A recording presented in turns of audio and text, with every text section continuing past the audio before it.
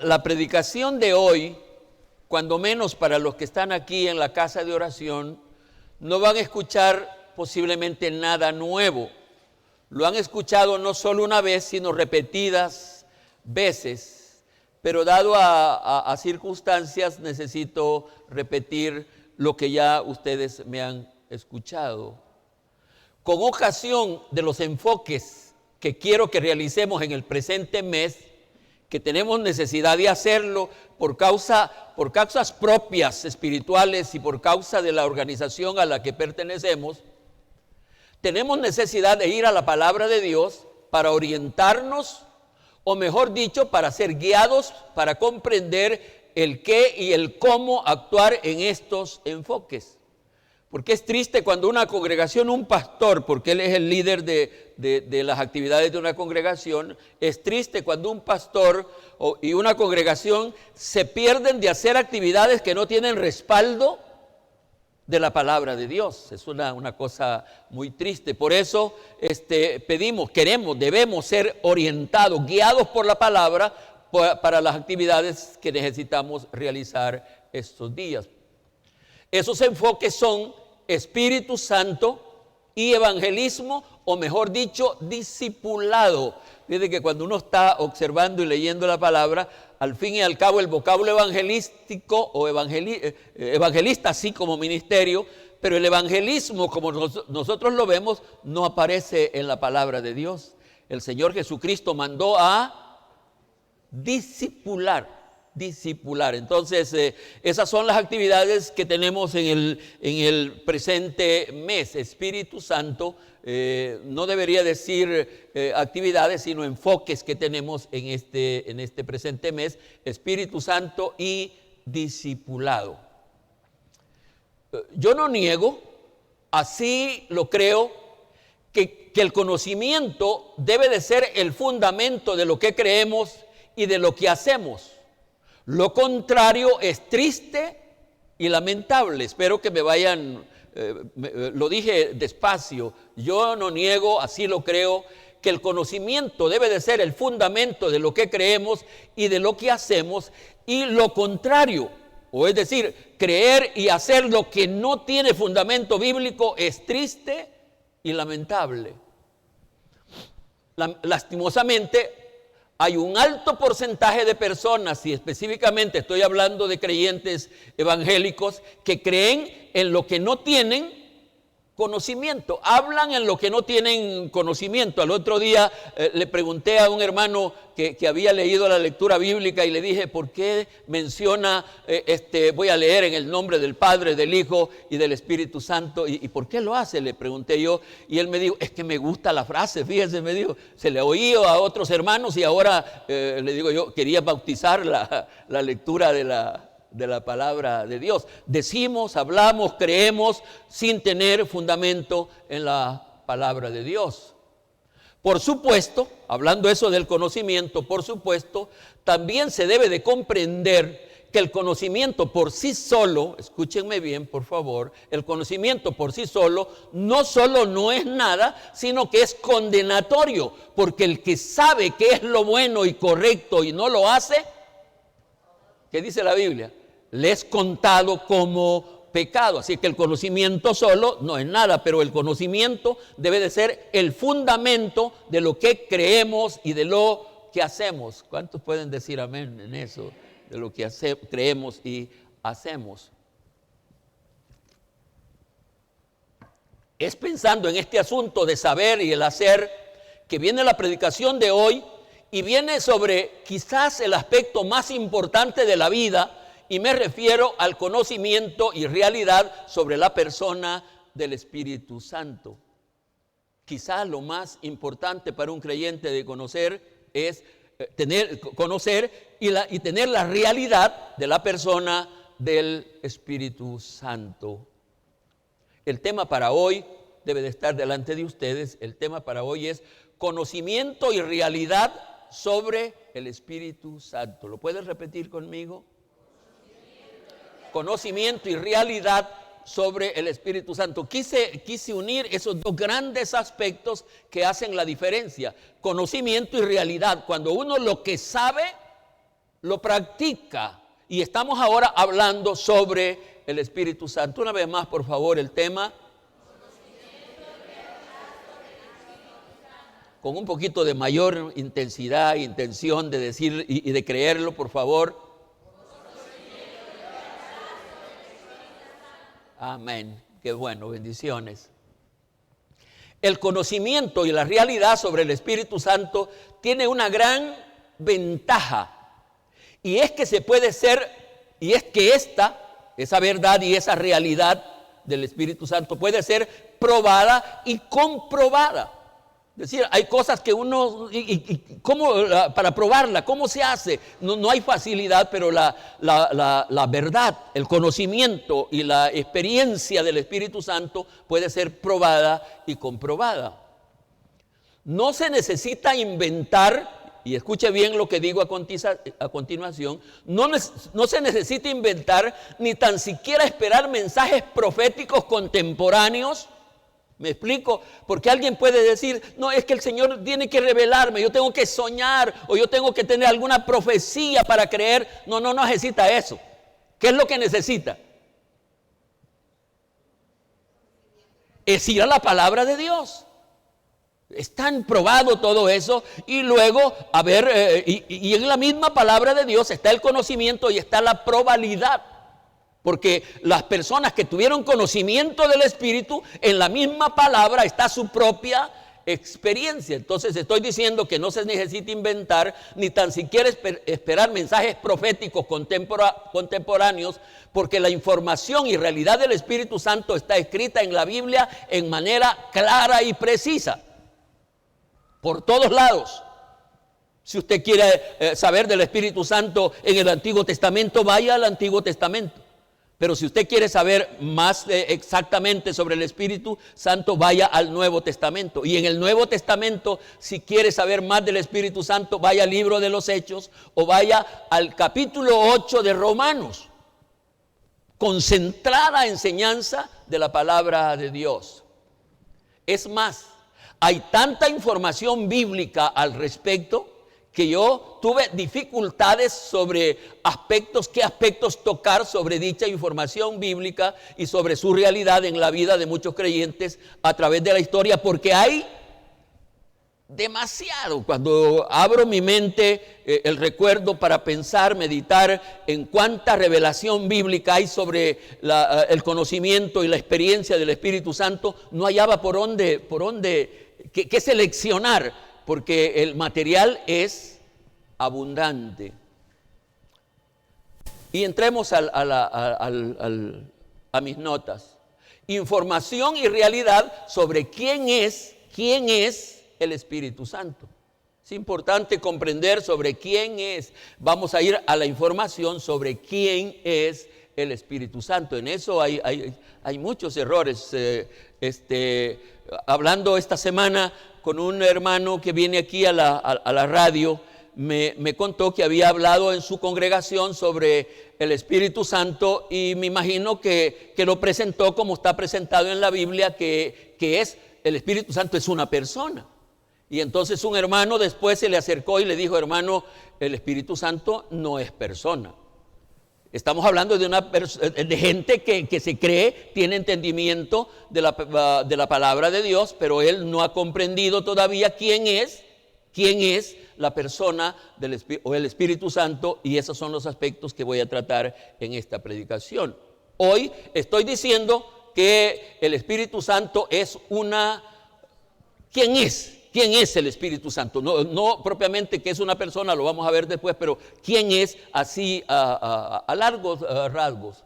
Reconozco que en una sola división, que son las partes que componen un tema, en una sola división de una predicación es completamente imposible hablar de toda la información y realidad sobre el Espíritu Santo.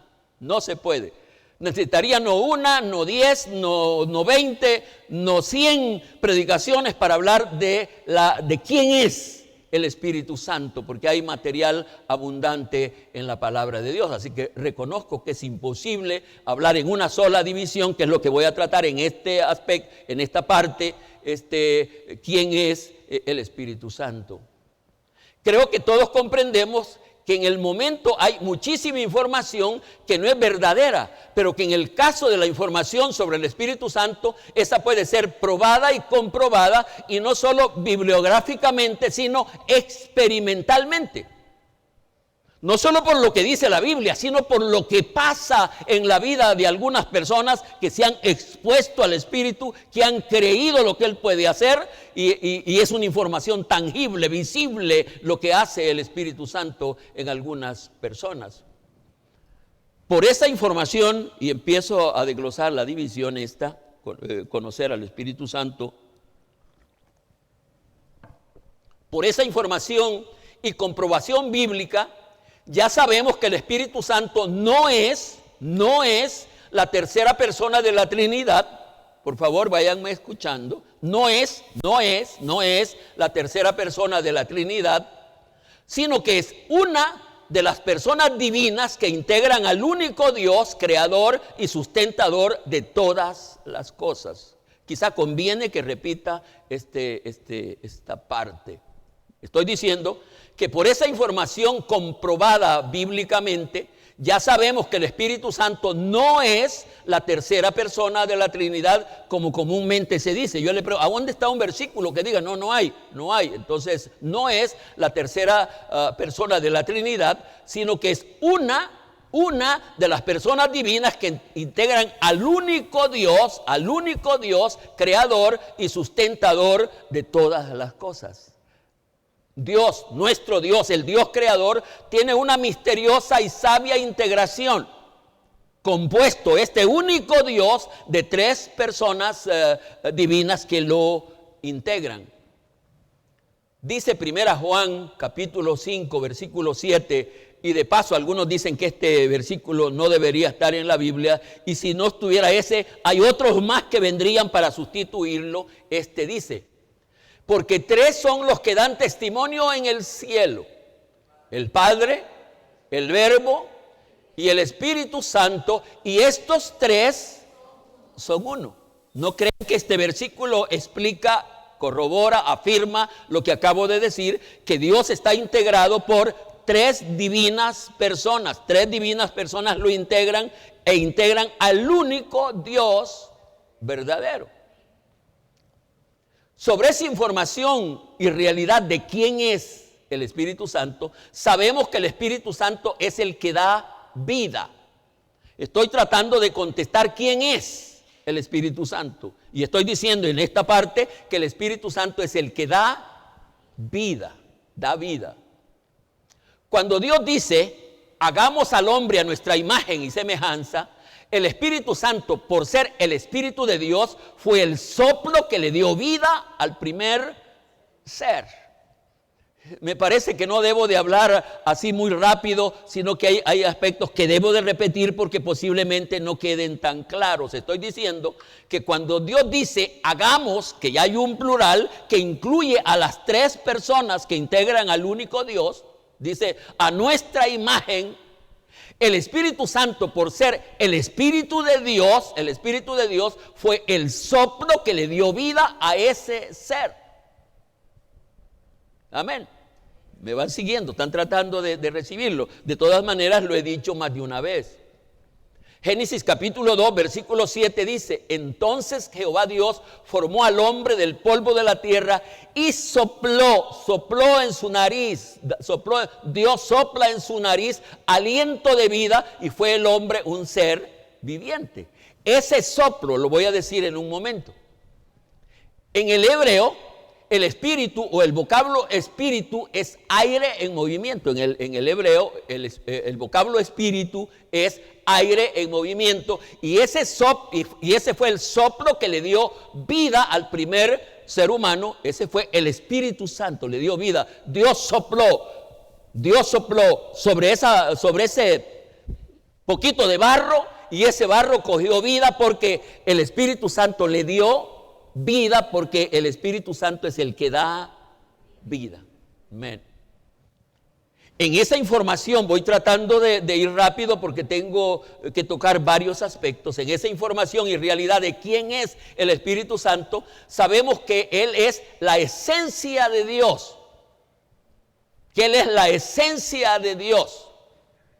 1 Corintios 2:10 dice, pero Dios nos las reveló a nosotros por medio del Espíritu, porque el Espíritu todo lo escudriña, aún las profundidades. No sé qué versión tomé aquí, la versión que yo uso generalmente, lo profundo de Dios, pero aquí me parece que lo amplía, las profundidades de Dios. Voy a leer una vez más el versículo. Dice, pero Dios, es Pablo hablando a los hermanos de Corinto, y dice, nos la reveló a nosotros por medio del Espíritu. Y anteriormente, en los versículos anteriores, ha dicho, cosa que ojo no vio, ni oído oyó, son las que Dios nos ha revelado a nosotros. Y nos las reveló a nosotros por medio del Espíritu, porque el Espíritu escudriña aún las profundidades de Dios. Estoy diciendo que, respondiendo a quién es el Espíritu Santo, estoy diciendo que Él es ¿cuál fue el vocablo que usé? La esencia de Dios. No solo lo dije para probar si ustedes lo sabían, sino porque se me olvidó también. Debo de ser honesto, ¿no? Particularmente a mi edad, eso es parte de lo normal, eso es parte En esa información y realidad de quién es el Espíritu Santo, Él es un ser divino que posee todas las cualidades de personalidad. Aquí viene como una combinación. Por un lado, Él es Dios, es la esencia de Dios, es una de las personas que lo integran, pero por el otro lado, posee todas las cualidades de personalidad. Amén.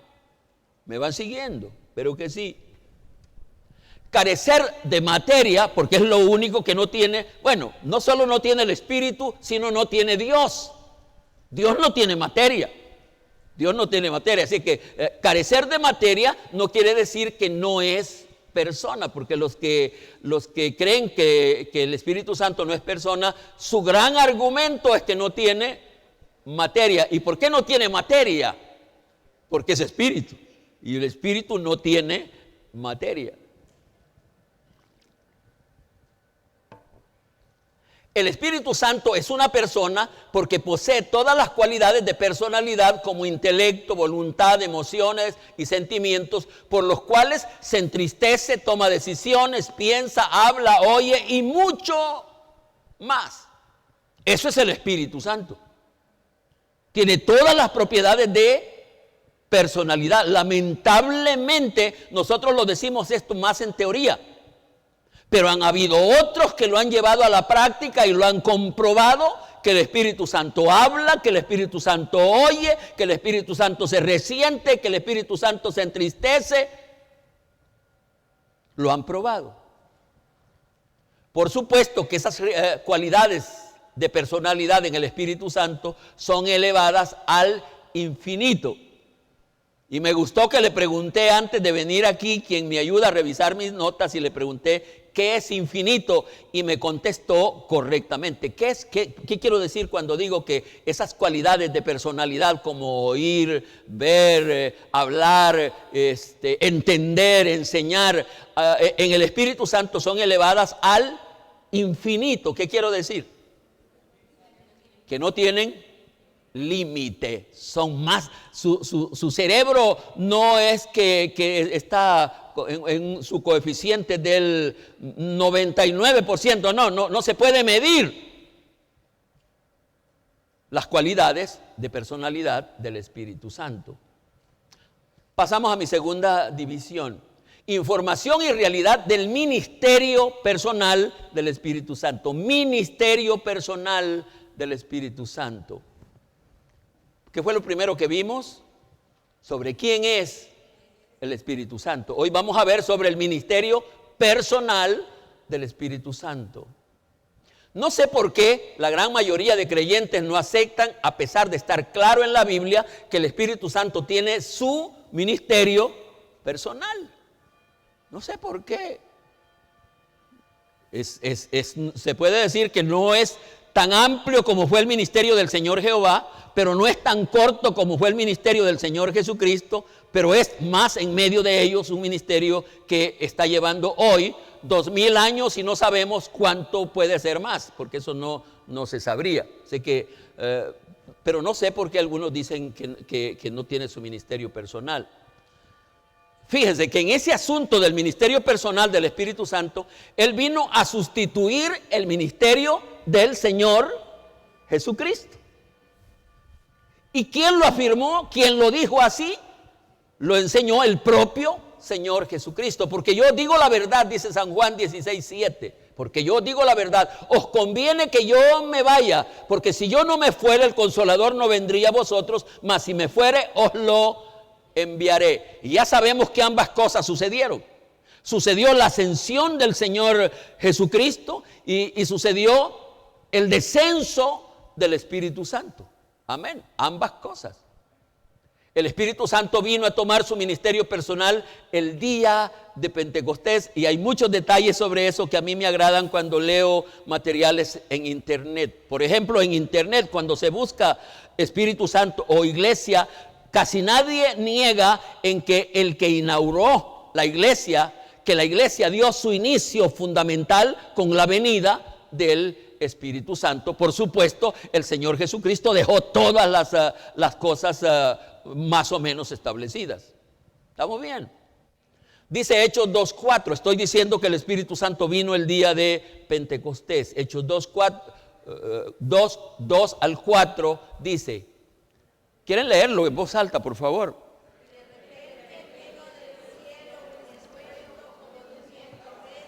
Que soplaba, el cual llenó toda la casa donde estaban sentados.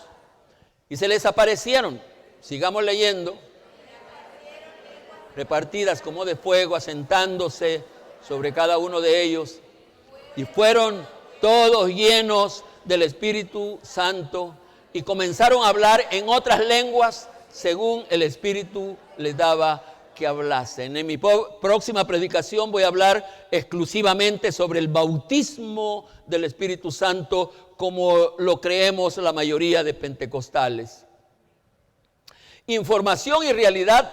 He terminado, ha sido corto, he terminado de hablar sobre el ministerio personal, la comprobación bíblica y su realidad del ministerio personal del Señor Jesucristo, del Espíritu Santo. Debería decir que ese ministerio inició en el día de Pentecostés, no sé si lo tengo en mis notas, y va a finalizar en la traslación de los santos. Ahí finalizará el ministerio del Espíritu Santo. Este ministerio, eso no quiere decir que el Espíritu Santo no tendrá otras misiones, seguro que sí, pero este ministerio suyo hoy va a finalizar el día que la iglesia sea arrebatada.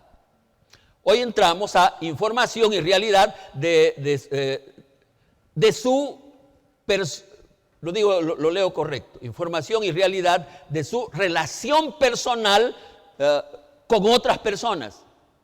Vimos que Él es una persona, pero hoy vamos a ver su relación personal. El Espíritu Santo, eso fue real. Hay información y fue real. El Espíritu Santo no fue un espíritu que por ser espíritu se aisló de los seres humanos, sino por tener personalidad se relacionó con otras personas. Me explico hoy, ¿verdad? Me explico mejor. Entonces, ese es el aspecto que vamos a considerar en este momento. Es abundante la información y realidad bíblica que tenemos sobre la relación interpersonal del Espíritu Santo con otras personas. Un misterio, por supuesto, porque yo no sabría decir cómo se logró aquello.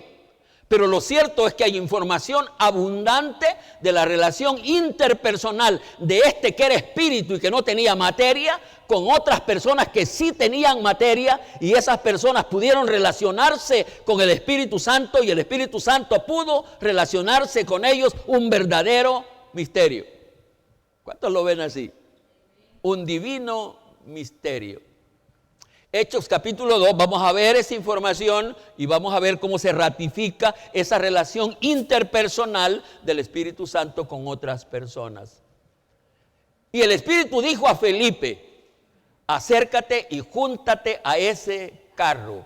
Hechos 2, 29 para los que nos escuchan por radio. Y el Espíritu dijo a Felipe: acércate y júntate a ese carro. ¿Y qué es lo que sigue diciendo después de este versículo? ¿Qué sigue diciendo? Así en términos generales, no literal. ¿Qué es lo que pasa, mejor dicho? Que Felipe hizo caso. ¿Por qué hizo caso? Porque para él esa comunicación, esa relación, fue real. Él no duda, sino que tan pronto él escucha, él sabe que el Espíritu Santo está hablando y el Espíritu Santo le dice: ándate y súbete a ese carro. ¿Y qué hace Felipe? Irse al carro. Y por supuesto que ese pasaje es tan lindo, es tan interesante, porque da evidencias de que cuando una persona logra entenderle al Espíritu y le hace caso, va a recibir recompensas. Fíjate que en ese caso pasa, en este ejemplo pasa una situación bien interesante. Porque él se sube al carro del eunuco de Candace, y después de hablar con él, el hombre llega al momento de querer que lo bauticen. Se bajan del carro, Felipe lo bautiza, el hombre se va y en ese momento Felipe queda solo ahí. Y en ese momento el Espíritu Santo lo transporta, lo levanta, lo lleva y lo va a dejar a cientos de distancia a donde lo fue a dejar. Ya experimentando lo que va a ser la traslación de los santos el hombre, porque pudo obedecer y creer al Espíritu Santo. Amén. ¿Les parece esto? Hechos 10, 19, 20. Debo de decir lo que estoy leyendo o viendo. Hechos 10, 19, 20 dice: y mientras Pedro pensaba en la visión, le dijo el Espíritu, mire, le dijo el Espíritu: he aquí 3 hombres te buscan, levántate pues y desciende y no dudes de ir con ellos, porque fíjese, hay un pronombre personal, yo los he enviado. ¿Y qué hizo Pedro? Irse. Se levantó porque pasó lo que el Espíritu había dicho. Al ratito vinieron hombres, él se va con ellos y allá pasa una gran bendición. Estamos hablando de la relación interpersonal del Espíritu Santo con otras personas. Hechos 13:2. Ministrando estos al Señor y ayunando, bendita iglesia que ayunaba. ¿Cuántos lo aceptan? Bendita iglesia que ayunaba, porque nosotros no lo hacemos. Ministrando estos al Señor y ayunando, dijo, una vez más el Espíritu habla, dijo el Espíritu Santo: apartadme a Bernabé y a Saulo para la obra que los he. No puede haber más ejemplos claros de la personalidad del Espíritu Santo teniendo relación así, conversando y hablando y dando órdenes a otras personas. Hechos 15, 28, por ser un caso colectivo, es un caso que debemos de prestarle mucha atención. No solo estaba hablando con personas, estaba hablando con grupos de personas. Y qué bendición que esos grupos de personas pudieron entender, obedecer lo que el Espíritu Santo decía. Dice Hechos 15, 28. Porque ha parecido, léanlo por favor, tengan satisfacción de leer esos versículos. Porque ha parecido bien al Espíritu y a nosotros no imponeros ninguna carga más que estas cosas necesarias. ¿Pueden entender, interpretar lo que significan esas primeras palabras? Porque ha parecido bien. El Espíritu Santo tiene en sus sentimientos y emociones algo que le parece bien y algo que le parece mal. En este caso dice que Y los hermanos están dando testimonio, los líderes de la iglesia están dando testimonio que le había parecido bien al Espíritu lo que iba a suceder a continuación. La iglesia primitiva estaba por dividirse, porque a pesar de ser la iglesia allá, y lo más mejor que ha podido haber de la iglesia, eran humanos. Y por ser humanos estaban buscando sus intereses o lo que ellos pensaban que era lo correcto, y casi estaban para dividirse. Pero en eso intervino el glorioso Espíritu Santo, a quien debemos obedecer. Y entonces el Espíritu Santo dice que le dijo, no, a mí me parece, y dice, el Espíritu le ha parecido bien, porque el problema que existía era el siguiente: los hermanos judíos no querían aceptar que gentiles fueran parte de la iglesia si no se circuncidaban y guardaban la ley. Pero ahora viene el Espíritu Santo y dice, no hay necesidad. Al Espíritu le parece que los gentiles que vienen llegando solo se guarden de ciertas cosas, pasen por el nuevo nacimiento, estoy diciendo yo algo ahora, y se integren a la iglesia. Y ahora él dice, le ha parecido bien al Espíritu y a nosotros.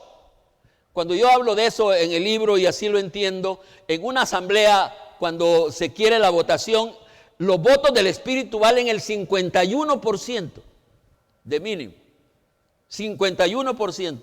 Lo que decimos nosotros debe de valer menos del 51%. Quien debe de mandar y quien tiene que decidir es el Espíritu Santo. ¿Cuántos dicen amén? ¿Cuántos dicen amén? Vamos a ver. Hechos 16, 6, 7. Estos pasajes son bien lindos. Y atravesando Frigia y la provincia de Panfilia o de Galacia, le fue prohibido, qué tremendo esto, le fue prohibido por el Espíritu Santo hablar de la palabra en Asia. Y cuando llegaron a Misia intentaron ir a Bitinia, pero el Espíritu Santo no. Por supuesto que aquí hay cosas maravillosas que hacer. Con ustedes el Espíritu Santo no tendría problema. Allá tenía problemas el Espíritu porque los hermanos querían evangelizar, hablar de Dios, ir y entonces, por supuesto que el Espíritu Santo sabía por qué no deberían de predicar ahí. Pero lo lindo de esto es que cada vez que el Espíritu dijo, no, aquí no, váyase para allá sí, aquí no, allá sí, ellos lo hicieron como un ejemplo de obediencia, de credibilidad a la palabra del Señor, credibilidad que a nosotros nos está haciendo demasiada falta. Pasamos quizá al último de los aspectos que voy a tratar en esta predicación. Información y realidad de su actividad al final de los tiempos. Estamos queriendo en esta predicación, con enfoque al Espíritu Santo, que comprendamos no solo su personalidad, sino cuáles son las funciones, ministerios, capacidades del Espíritu. Y hoy vamos a referirnos a la última parte de la dispensación de gracia y ver cuál es la actividad del Espíritu Santo en ese tiempo, aspecto que está claro en la palabra y que debemos de ponerle demasiada atención. Clasificar lo que se conoce como postreros o últimos tiempos no es fácil, porque lo primero es saber a qué tiempos uno se está refiriendo. Es decir, cuando uno quiere hablar de los postreros tiempos, y en la Biblia hay esa pequeña oportunidad de indagar a qué tiempo se refiere. Por ejemplo, hay bíblicamente algunas profecías que hablan al final de los tiempos de la gran tribulación. Hay otras partes donde se habla al final de los tiempos del mundo, donde las cosas que existen hoy van a desaparecer. Entonces, ¿a qué tiempos nos referimos cuando hablamos de que son las actividades del Espíritu al final de los tiempos? Específicamente, cuando yo me estoy refiriendo al final de los tiempos y a la actividad del Espíritu, me estoy refiriendo al final de la dispensación de la gracia. Voy a aclarar esto. Cuando yo estoy hablando del final y del ministerio del Espíritu Santo al final de los tiempos, Él ha ministrado a través de toda esta, a través de la historia mucho más en su ministerio personal y mucho más con aspectos más puntuales al final de la dispensación de la gracia, porque no se olviden que la dispensación de la gracia es el ministerio del Espíritu Santo. Él está aquí para preparar la iglesia que va a recibir al Señor Jesucristo allí en las nubes. El Espíritu Santo es su trabajo, este es su ministerio. Cuando eso termine, ha terminado su ministerio. Pero estoy diciendo cuál será la actividad del Espíritu en este final de los tiempos, que yo no pudiera decir exactamente es este año. Y quien habla de años ya se perdió, porque esto solo se sabe arriba, solo se sabe en el reino de Dios. En ese final, el Espíritu Santo, sobre cualquier otra cosa, va a realizar dos actividades definitivas y preponderantes. Dos actividades, y vamos a darle un poquito de valor a esa parte. Una de ellas es hacerle una confrontación a la iglesia, hacerle un llamado a la iglesia al arrepentimiento y a volver al camino. Por favor, escúchenme bien esto.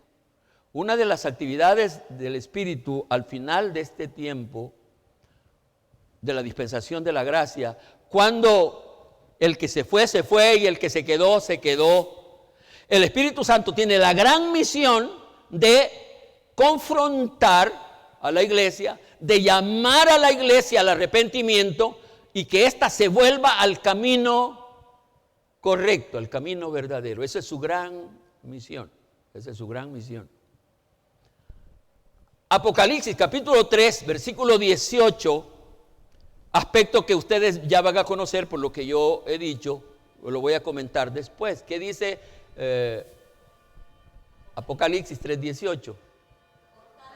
Por tanto, yo te aconsejo que de mí compres oro refinado en fuego para que sea rico y vestiduras blancas para vestirte y que no se descubra la vergüenza de tu desnudez y unge tus ojos con colirio para que veas. Hay otros versículos ahí que debería haber traído para leer. Ya ustedes saben, creo que lo saben, pero lo voy a repetir hoy. Después regresamos al versículo quizás. Este versículo que acabamos de leer es parte de la carta que el Espíritu Santo le manda, para decirlo correcto, ¿cómo debemos de decirlo? Que el Espíritu Santo le manda al pastor de la iglesia en la Odisea, al ángel de la iglesia en la Odisea. Iglesia que proféticamente representa a la iglesia del final de la dispensación de la gracia. Porque escuchen bien esta parte, lo he dicho, deben de saberlo de memoria, pero es mi deber repetirlo. Las 7 cartas escritas en los libros, en los capítulos 2 y 3 de Apocalipsis, se cree que tienen dos interpretaciones y aplicaciones. Una es que fueron 7 congregaciones que existieron en el tiempo de la iglesia primitiva, a las cuales se les enviaron estas cartas. Se pudiera decir que esta es la aplicación literal.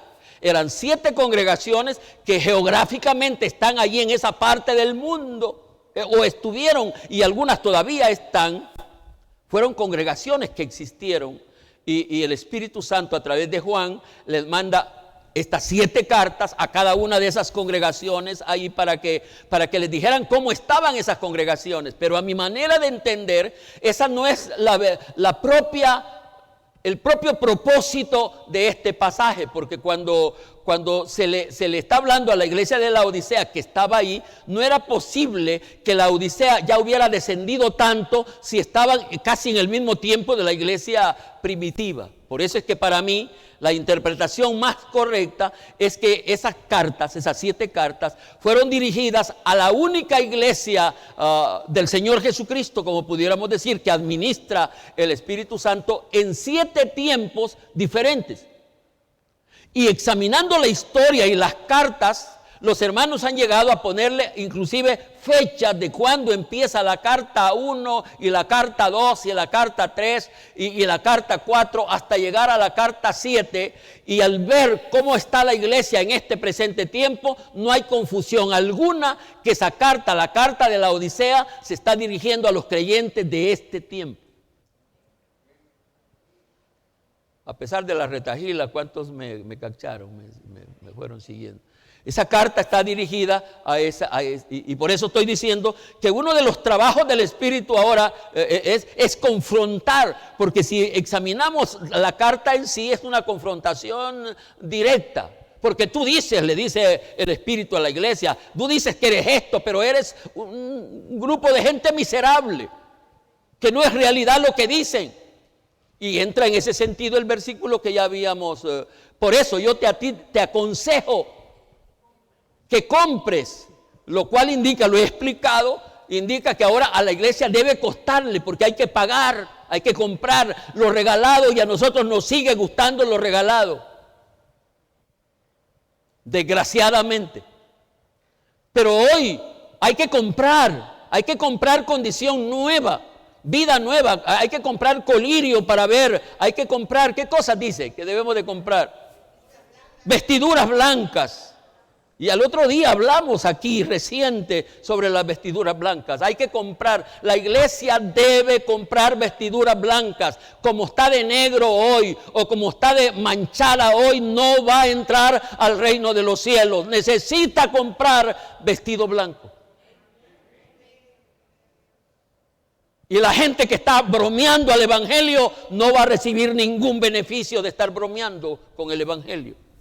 Entonces estoy diciendo que el trabajo del Espíritu es confrontar, llamar al arrepentimiento, porque eso es lo que dice el versículo. Vamos a ver si regresamos al versículo. Dice, por tanto, yo te aconsejo, y está lindo esto, lo digo más después. ¿Por qué dice aconsejar? Porque ese es el carácter del Espíritu. Yo creo que nosotros tendríamos alguna ventaja si fuera el Señor Jehová el que estuviera administrando aquí. Porque el Señor Jehová, cuando el pueblo se apartó, los echó para que fueran a comer lodo a donde iban a ir. Pero el Espíritu Santo, por lo contrario, es el gran caballero. Él ahora solo dice, te aconsejo que de mí, del Espíritu, compres oro refinado en fuego. Es decir, y aquí es donde algunos entienden que quizá a la iglesia le venga fuego de prueba para que cambie, para que mejore, y ojalá que así fuera, para que sea rico, y vestiduras blancas para vestirte, y que no se descubra la vergüenza de tu desnudez, porque en el momento se ha descubierto. Los evangélicos estamos pelados, los evangélicos andamos desnudos, la gente sabe lo que somos.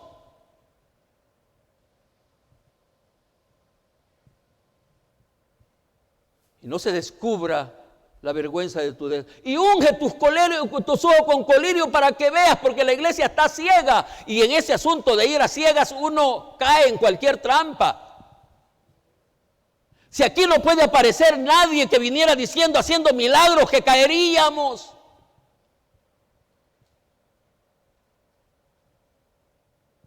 Porque estamos ciegos.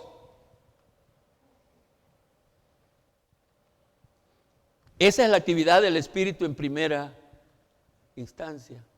La otra actividad del Espíritu al final de la gracia es producir, facilitar y generalizar un derramamiento de su presencia.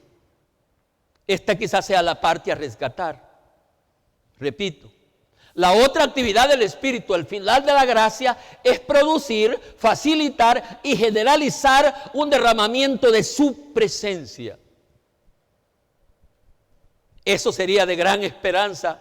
Y por supuesto, como es bíblico y es espiritual, va a suceder, pero hay de los que suceda y no quieran participar. ¿Me están oyendo? Hechos capítulo 2, versículo 17, solo es una repetición de una profecía antigua. Joel, ¿qué dice?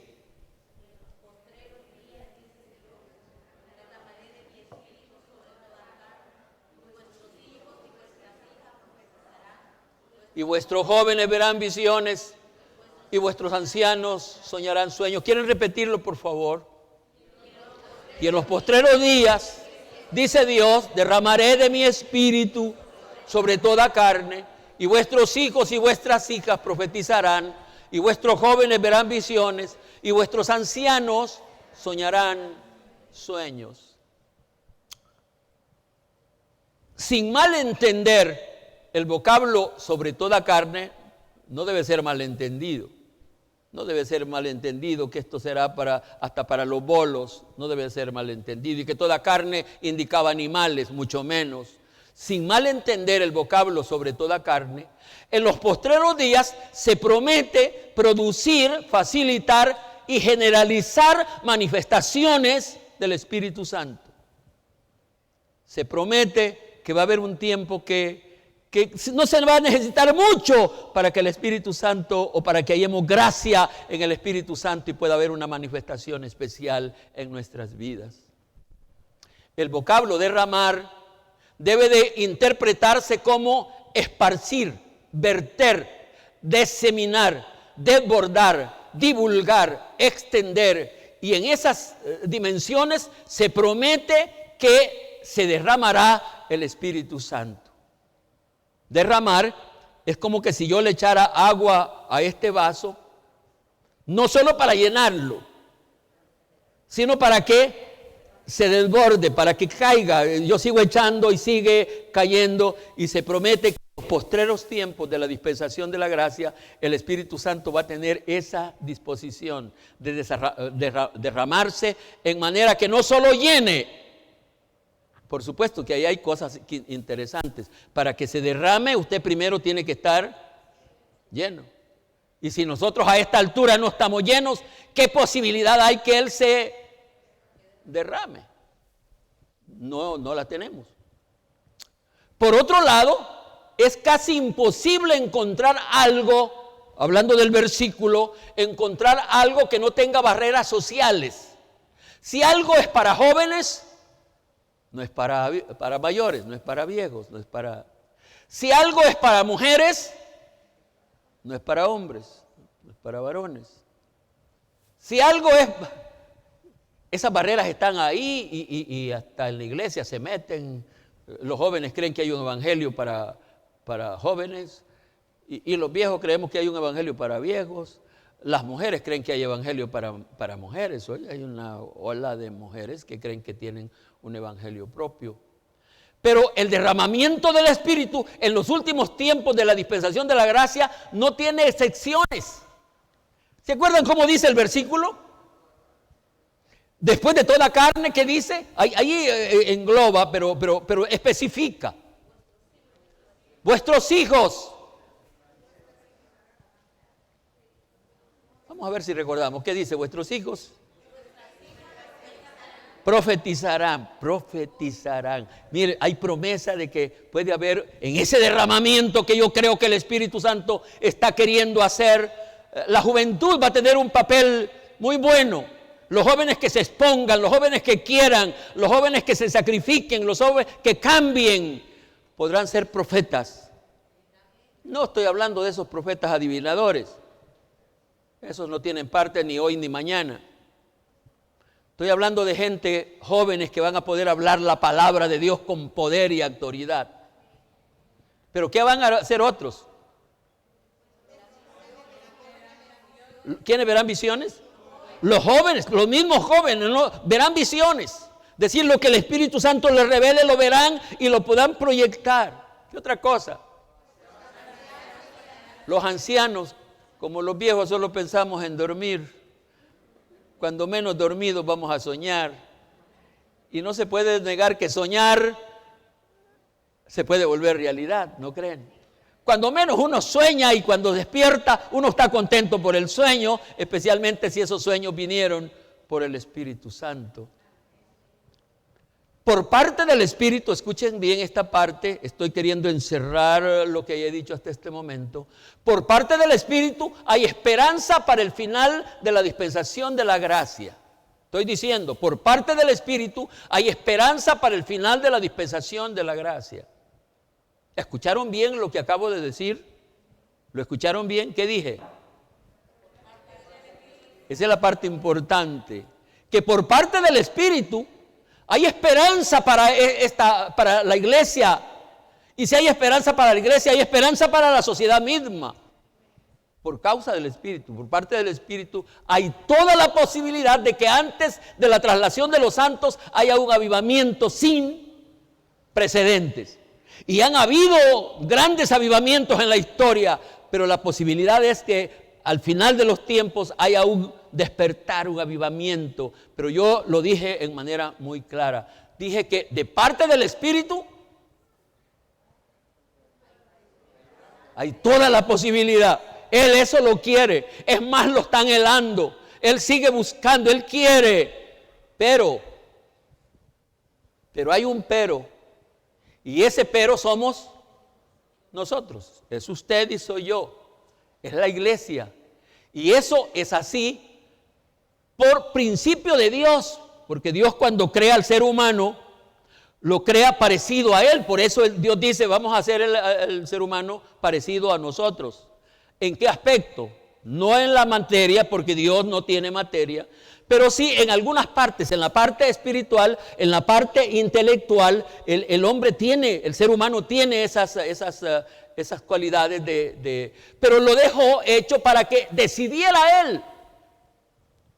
Principio de Dios. A Adán y a Eva Él no los obligó, no los encerró, sino que les dijo, hay un árbol que me van a demostrar si me aman, si han entendido, no deben de comer de él, porque si comen, si desobedecen, van a morir. Y ya nosotros sabemos lo que pasó.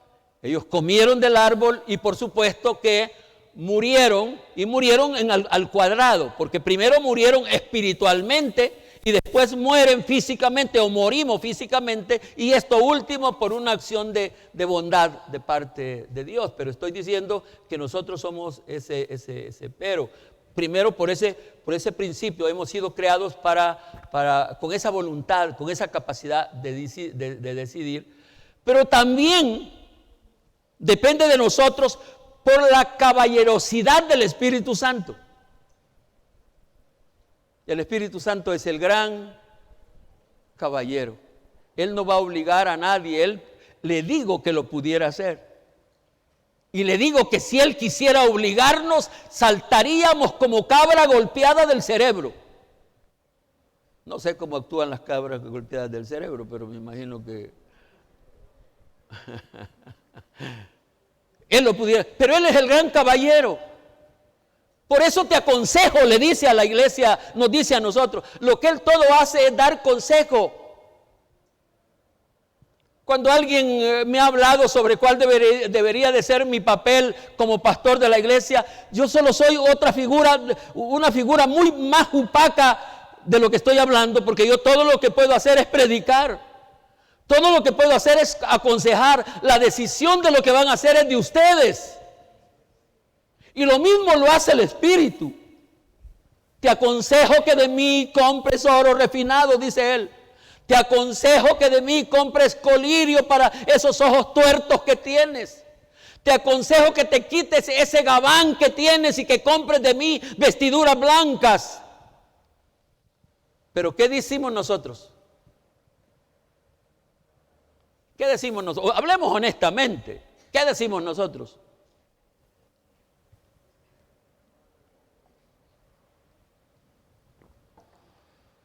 No es que el blanco es un color feo. A mí me gusta celeste. No, Mauricio, no hay nada. Y ya hasta decimos, es que el Señor, y no tenemos ni sentido al hablar, es que el Señor ve el corazón. Ese es el problema, Él ve su corazón, porque lo que sale por fuera es lo que hay adentro.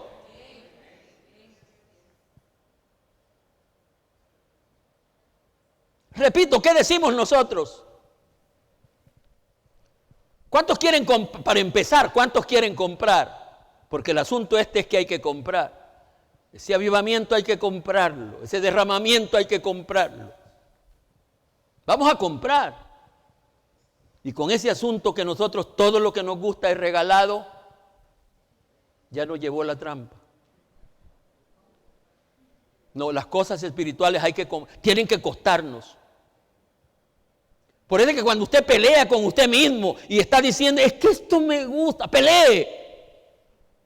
Sáquelo, cámbielo, demuestra que le duele.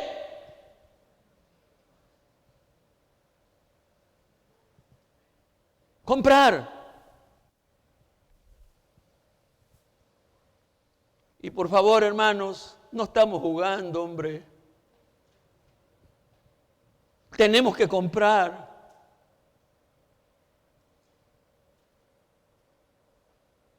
En la gracia del Espíritu, Él nos ha recogido aquí para que hablemos la verdad, aunque solo hablemos. Pero ya no vamos a pensar, es que no me dijeron. Hemos hablado verdad aquí. Y gimo porque esa verdad esté aquí. Gimo. Porque no quiero ser predicador para ustedes, sino predicarme a mí mismo. Gimo. Quiero comprar. Quiero comprar. ¿Notaron cómo el Espíritu Santo le habla a la iglesia de la Odisea? Ya lo hemos hablado. Le habla, a pesar de lo horrible que la iglesia en la figura está, Él va con ternura y dice, por tanto te aconsejo, tú eres un desgraciado, sí, yo lo sé, pero escúchame, te aconsejo que de mí compres, compra. Te aconsejo, y esa es la deficiencia de nosotros. Porque nosotros, no sé, el pecado, Satanás nos hace, ¿cómo se llama cuando a uno le gusta el sufrimiento? Le gusta masoquismo. Nosotros, el pecado, Satanás nos hizo que fuéramos masoquistas. A nosotros nos gusta que nos traten así. Hasta dicen que las esposas lo atienden a uno así, pero yo no sé si eso es cierto. No es cierto. No, hermanos, no esperemos más. Podemos agradar al Espíritu Santo desde ya, diciéndole, Espíritu, cojo su consejo. Voy a comprar. Quiero comprar oro. Quiero comprar algo que aguante la prueba. Porque la grandeza del oro es que cuando más se prueba, más se limpia, más se afina, más vale. Pero nosotros, la prueba es de otros y ya la estamos sufriendo nosotros, porque esta gran prueba que estoy pasando hoy con el coronavirus, yo los veo a todos ustedes más gordos y más comidos y más todo. ¿Qué es lo que ha sufrido usted? Salvo al hermano que me está diciendo allá, usted no sabe, pues está bien, yo no sé mucho, pero no hemos sufrido tanto. No hemos sufrido cuando a mis hermanos allá en el pasado los llevaron al cadalso y los aserraron y los quemaron y no, ni sabemos nada de eso. Y ahora es que yo no puedo ser evangélico porque viera tentaciones que yo pasé allí allá cerca del Parque Colón. Y viera cómo me atrayeron unas muchachas que están casi desnudas ahí. ¿Qué diablos anda haciendo usted ahí? Y no quiero hablar de las hermanas porque las cosas que las matan a ellas para no ser fieles a Dios son... Es que yo no puedo, hermano, a mí me gusta enseñar esta celulitis que me anda matando tanto.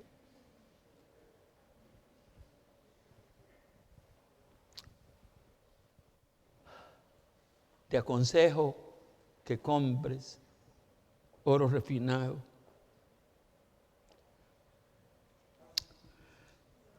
Vamos a ofrecer una ofrenda de palma.